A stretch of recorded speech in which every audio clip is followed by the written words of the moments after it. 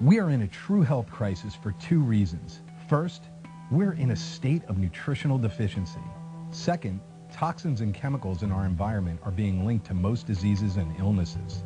National Geographic studies have discovered various chemicals from our foods and environment that indicate man contributes 700,000 tons of pollutants into the air every day. Studies have shown our fruits and vegetables carry over 72 pesticides, insecticides, herbicides, and chemicals. Our drinking and bathing water holds chemicals, parasites, heavy metals, and bacteria. The air we breathe contains industrial waste chemicals and other pollutants from things that burn. These toxins accumulate in fat tissue. The more toxins, the more fat the body manufactures to protect your body, trapping the harmful impurities so they don't float around in your body and make you sick. This excess fat is linked to the significant rise of obesity. 75% of Americans are overweight.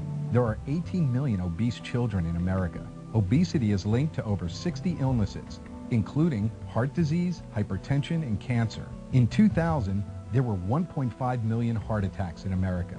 200,000 victims never even reached the hospital. Have you ever asked yourself, why do I exercise and not get any results? Why do I overeat and still feel hungry? Why am I always tired? Why do I crave sweets? Why do I feel depressed? Why can't I lose weight?